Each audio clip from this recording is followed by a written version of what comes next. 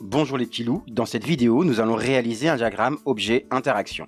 Alors dans une vidéo précédente, nous sommes intéressés au système ballon au moment de la reprise de volée de Zidane lors de la finale 2002 de la Ligue des Champions. Et bien ici, pour cette même situation, c'est Zidane que nous allons choisir comme système étudié. On négligera ici l'action de l'air. Si tu veux te tester, tu appuies sur pause quand je te l'indique un peu plus tard, tu fais ton DOI, puis tu compares ta version à la correction. Si tu ne comprends pas les erreurs éventuelles, note tes questions sur une feuille et pose-les en classe. Voilà, appuie sur pause. Alors l'objet étudié est Zidane, donc on écrit Zidane dans un ovale et on le place au centre.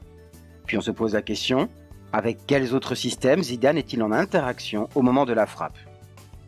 Tout d'abord, et comme pour tout objet sur Terre, et donc dans le champ gravitationnel terrestre, Zidane est en interaction avec la Terre. Posons-nous un instant la question de cas où il ne faut pas tenir compte de l'interaction avec la Terre. Eh bien, tu ne tiendras pas compte du champ gravitationnel terrestre si l'énoncé te place sur un autre astre, la Lune par exemple, et c'est alors la Lune qui sera évidemment en interaction avec le système étudié. De même, si l'énoncé place le système étudié suffisamment loin de la Terre pour que l'interaction gravitationnelle soit négligeable, il faudra, là aussi, ne pas en tenir compte. Revenons à notre objet d'étude. Au moment de la frappe, Zizou est en interaction avec le ballon grâce à son pied gauche.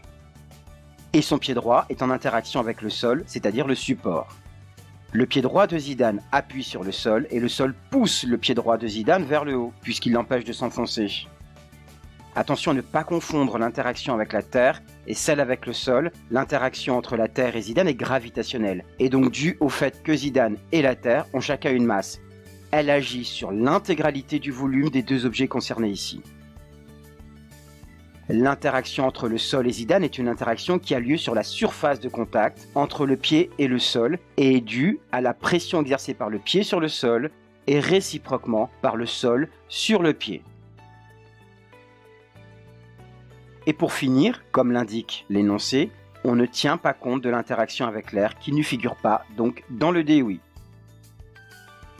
Modélisons à présent ces interactions.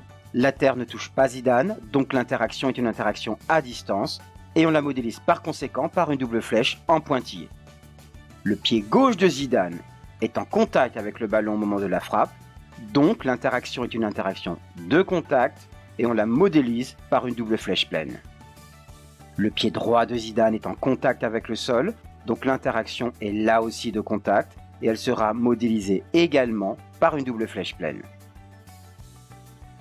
Voilà, n'hésite pas à t'abonner et consulter les autres vidéos sur les actions mécaniques, notamment le DOI s'appuyant sur la même situation que celle traitée ici, mais avec le ballon comme système étudié.